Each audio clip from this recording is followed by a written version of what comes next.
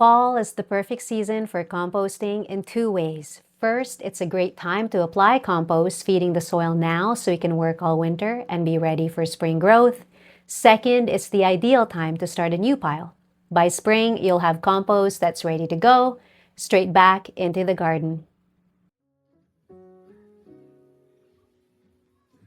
Composting isn't just about recycling organic material. It's a pre- and probiotic supplement for your plants and soil. If done well, compost provides food, nutrients that plants or soil organism can absorb, even ones that soil particles can hold, kind of like keeping a pantry stocked. It provides life, microorganisms that replenish the soil's living system. And finally, support. Organic matter that helps soil structure, water management, and nutrient cycling. But not all compost is created equal. Here's what really matters. The quality of your finished compost depends on four critical factors. The first one, ingredients. What you put in determines what you get out. You want to use a variety of materials.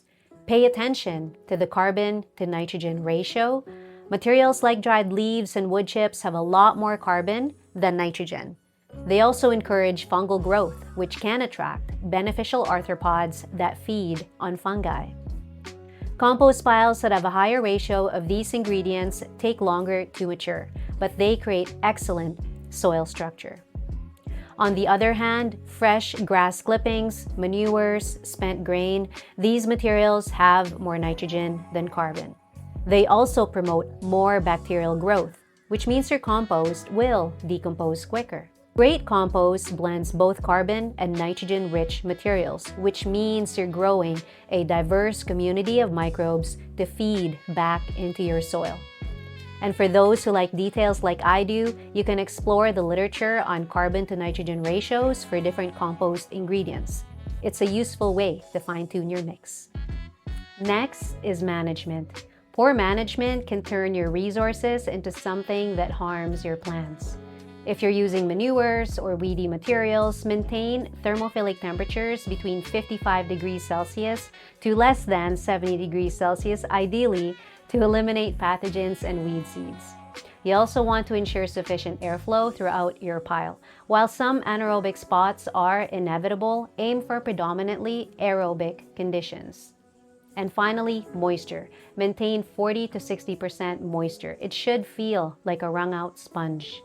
Trust your nose. Your body knows. Your compost should never have an ammonia, vinegar, or rotten egg smell. These odors indicate anaerobic conditions and nutrient loss. The last key pieces in making great compost are your environment and the season. Your compost doesn't exist in a vacuum. It's shaped by where you make it and the time of year. First is protection. Give your pile some shelter from heavy rain, harsh sun, or strong winds. A bit of cover helps keep moisture and temperature more consistent. Second, wildlife. Depending on where you live, you may need to tweak your setup to keep out rodents or even larger visitors like bears. Is it indoor or outdoor? Outdoor piles usually attract a wider variety of microbes and critters since they're open to the surrounding ecosystem. Indoor composting, like vermicompost bins, can be more contained but often less diverse. However, you can feed your worm bins with compost that was built outside to inoculate that bin with different organisms.